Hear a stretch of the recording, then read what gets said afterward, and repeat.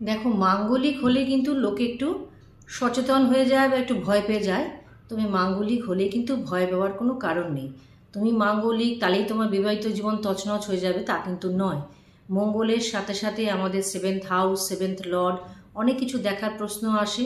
Plus মঙ্গলের উপর কতটা নেগেটিভ এফেক্ট আছে সেটা দেখার প্রশ্ন আসে। মঙ্গল কোন নক্ষত্রে আছে সেটাও দেখার প্রশ্ন আছে। তো কয়েকটা ঘরোয়া উপায় বলে দিই।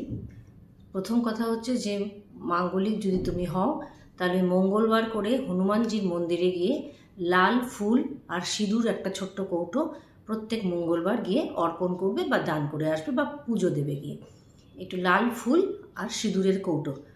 আর তুমি মুসুরির ডাল ছোটো ছোটো করে প্যাকেট করে মঙ্গলবার দিন কাউকে দান করতে পারো বা পাখিকে খাওয়াতে পারো। মুসুরির ডালটা একটু ডোনেশনে রাখতে পারো, ওটা কিন্তু মাঙ্গলিকের জন্য ভালো। আর এমনি আমাদের রীতি অনুযায়ী কুম্ভ বিবাহ হয়, একটা ঘড়া বা মাটির কলসির সাথে একটা প্রতীকী বিবাহ দেওয়া হয় মাঙ্গলিক দোষ কাটানোর জন্য। এটা খুব পুরনো একটা নিয়ম।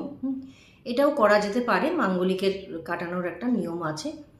আর তাছাড়া লাল রঙের, লাল আর হলুদ রঙের যে রুলি পাওয়া যায় সুতো হাতে, সেটা রাইট হ্যান্ডের রিস্টে বাঁধতে পারো। এভরি টিউসডে বা এভরি 15 ডেজ বাদে বাদে ওটাকে চেঞ্জ করতে হয়। লাল আর হলুদ যে রুলিটা হয়, সুতো যেটাকে বলে, সেটাকে রাইট হ্যান্ডের রিস্টে তুমি বাঁধতে পারো। এগুলো খুব ঘরোয়া উপায়, কিন্তু বারবার করেই বলছি, যেতে ভয় পাওয়ার কোনো কারণ নেই। শত শত না, কোটি কোটি লোকের মাঙ্গলিক থাকে।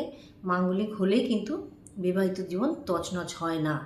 ফলে এই ভ্রান্ত ধারণাটা মন থেকে সরিয়ে দাও, এবং অনেক কিছু চেক করার পরেই কিন্তু বিবাহিত জীবন ডিজাস্টার দেখার জন্য অনেক রকম কারণ দেখতে হয়।